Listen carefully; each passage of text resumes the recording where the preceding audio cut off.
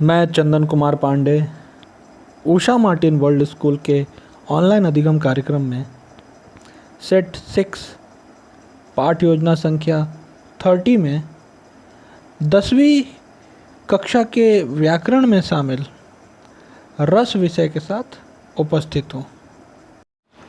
अब तक की कक्षा में हमने रस से संबंधित उसकी परिभाषा, उसके प्रकार, भाव की परिभाषा, भाव के प्रकार, रस के अवयव में स्थायी भाव, व्यभिचारी भाव, आश्रय, उद्दीपन, आलंबन के साथ साथ रस के प्रकारों के अंतर्गत हमने श्रृंगार रस, वीर रस, हास्य रस, करुण रस, शांत रस, रौद्र रस, विभत्स रस, भयानक रस, अद्भुत रस के बारे में जाना है।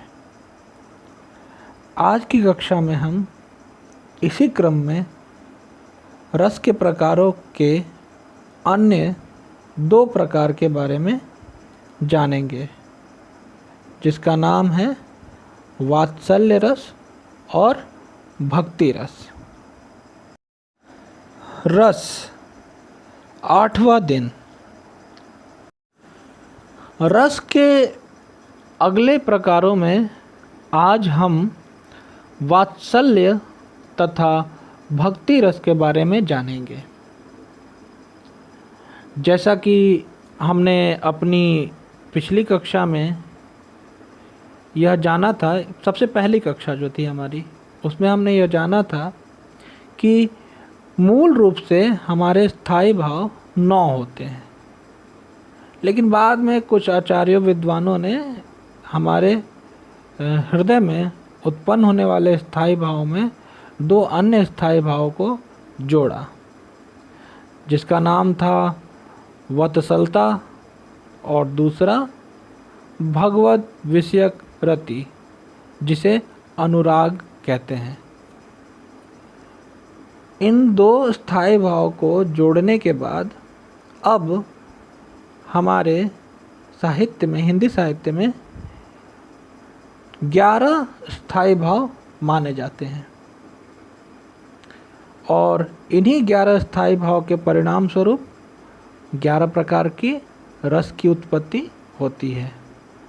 तो आप सभी को 11 स्थायी भाव और उनके नाम तो निसंदेह याद होना चाहिए, और इसके लिए आपको जो प्रयास करना पड़े आप करें, क्योंकि यह स्थायी भाव और रस का नाम अगर आप याद नहीं रख पाते हैं तो आप चाहकर भी मूल स्थायी शब्द को छोड़कर किसी अन्य शब्द को लिख देंगे, जिससे क्या होगा कि आपका उत्तर गलत हो जाएगा।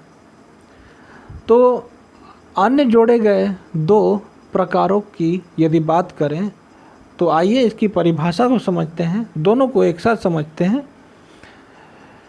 संस्कृत आचार्यों ने केवल 9 रसों को ही मान्यता दी है। जो संस्कृत साहित्य के आचार्य माने जाते हैं, विद्वान माने जाते हैं, उन्होंने 9 रसों को ही मान्यता दी है।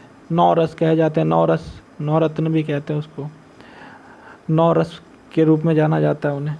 तो बाद में संस्कृत आचार्यों के बाद में जो आधुनिक विद्वान हुए, हिंदी साहित्य के विद्वान, वो उन्होंने, चाहे संस्कृत साहित्य के विद्वान, आधुनिक मतलब अभी करंट की बात अगर करें हम तो उन्होंने वात्सल्य और भक्ति रस को भी उन्होंने स्थायी भाव के रूप में या रस के प्रकारों में उसे शामिल किया। अब इन आधुनिक विद्वानों के आधार पर उनके अनुसार बाल रति और भगवत रति यानी भगवत विषयक रति, भगवत से तात्पर्य है ईश्वर और बाल से तात्पर्य है बच्चों के संबंध में, और रति का मतलब हमने पिछली बार ही जाना है कि रति मतलब प्रेम। स्थाई भाव हमारा रति हमने पढ़ा था, रति श्रृंगार रस का स्थाई भाव है। तो रति का अर्थ हुआ प्रेम। तो बाल रति और भगवत रति के आधार पर क्रमशः वात्सल्य और भक्ति रस को का प्रकाशन होता है। अब यदि इसकी परिभाषा बनाई जाए तो हम इसकी परिभाषा भी गढ़ सकते हैं कि जिस स्थाई भाव से, जैसे बाल रति स्थाई भाव से जिस रस की उत्पत्ति होती है उसे हम वात्सल्य रस कहते हैं, और भगवद रति अर्थात ईश्वर के प्रति जो प्रेम होता है उस स्थाई भाव से हमारे साहित्य में भक्ति रस की उत्पत्ति होती है।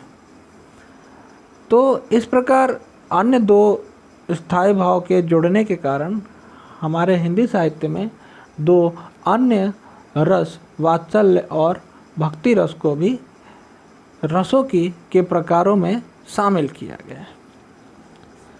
तो सबसे पहले हम वात्सल्य रस के उदाहरण को देखेंगे और उसका विश्लेषण करेंगे। वात्सल्य रस का उदाहरण है, बाल दशा मुख नी रखी, जसोदा पुनि पुनि नंद बुलावती, अंचरा तर तय ढाकी, सूर के प्रभु को दूध पियावती। कृष्ण की बाल दशा अवस्था, बचपन की जो अवस्था है, उसमें उनके मुख को देखकर, कृष्ण के मुख को देखकर, निरक्ति मतलब देखकर, यशोदा माता पुनि पुनि बार बार नंद को अर्थात कृष्ण को बुलावती, बार बार उसे बुलाती हैं। कृष्ण की छवि इतनी आकर्षक और मनमोहक है जिसे देखकर बार बार यशोदा माता कृष्ण को बुलाती हैं। अचरा तर तय ढाकी, और अपने आंचल में उसे ढक कर प्रभु को दूध पियावती, और कृष्ण जो प्रभु के रूप में जाने जाते हैं उनको दूध पिलाती हैं।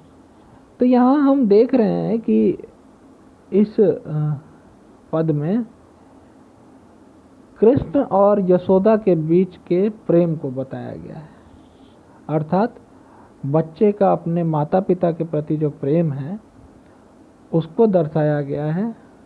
अर्थात यहाँ पे वत्सलता, बाल रति मतलब बच्चों का अपने माता पिता के प्रति जो प्रेम होता है उसको हम वत्सलता कहते हैं। तो वत्सलता स्थाई भाव के परिणाम स्वरूप यहाँ वात्सल्य रस की उत्पत्ति होती है। अब वात्सल्य रस के अवयवों की यदि बात करें तो इसमें स्थाई भाव वत्सलता है, आश्रय यशोदा माता का ममता भरा हृदय, आलंबन की यदि बात करें तो कृष्ण की मनोहारी मूर्ति, उद्दीपन की यदि बात करें तो बालकों जैसी सहज चेष्टाएं, बालक की जिस प्रकार की क्रियाएं होती हैं उस प्रकार से यहाँ पे चेष्टा देखी गई है किसकी, कृष्ण की। अनुभाव, नंद को बुलाना, दूध पिलाना, ये शारीरिक चेष्टाएं हैं। अनुभाव तो हम शारीरिक चेष्टाओं को ही मानते हैं, तो नंद को बुलाना भी एक शारीरिक चेष्टा है, प्रयास है। दूध पिलाना ये भी एक शारीरिक प्रयास है। वहीं संचारी भाव में मोह और हर्ष, कृष्ण के प्रति मोह माया और हर्ष खुशी का होना एक संचारी और व्यभिचारी भाव के रूप में शामिल है, जिसकी सहायता से हमारा मूल स्थाई भाव जो हुआ वत्सलता के परिणाम स्वरूप वात्सल्य रस की उत्पत्ति होती है। अब वात्सल्य रस का एक और उदाहरण है, किलकत कान घुटुरवन आवत, मणिमय कनक नंद के आंगन, बिंब पकड़ीवे घावत। सॉरी, वो घावत नहीं है, धावत है। धावत मतलब दौड़ना, पकड़ना, पकड़ते हुए दौड़ना। तो किलकारी मारते हुए कान अर्थात कृष्ण घुटुरवन अपने घुटने के बल आ रहे हैं कहाँ?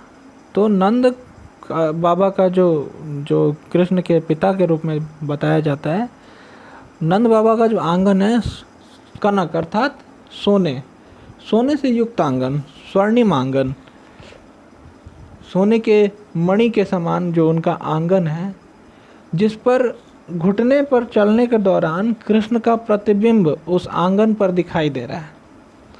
और कृष्ण क्या कर रहे हैं? अपने प्रतिबिंब को पकड़ने का प्रयास कर रहे हैं। तो यहाँ पे भी हम देख रहे हैं कि एक बच्चे के प्रति प्रेम का भाव जग रहा है। किलकत किलकारी मारते हुए कान्हा कृष्ण घुटरुअन अपने घुटने पर आते हैं। मणि से युक्त जो कनक जो है सोने के जैसा जो उनका नंद के आंगन है, उसमें बिंब पकड़िए धावत, मतलब अपने बिंब को, प्रतिबिंब को, छाया को पकड़ने के लिए वो दौड़ रहे हैं, प्रयास कर रहे हैं।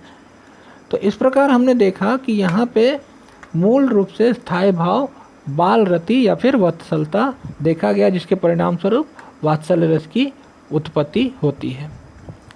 अब दूसरा है इसमें भक्ति रस। भक्ति रस का उदाहरण हम देखेंगे और इसका विश्लेषण यदि करें तो मेरो तो गिरधर गोपाल दूसरो न कोई, जाके सिर है मोर पखा मेरो पति सोई, तात मात भ्रात बंधु आपनो न कोई, छाड़ी दई कुल की कानी कहाँ करी है कोई। प्रस्तुत पद मीरा के पद से लिया गया है, जिसमें मीरा का अपने ईश्वर कृष्ण के प्रति प्रेम बताया गया है।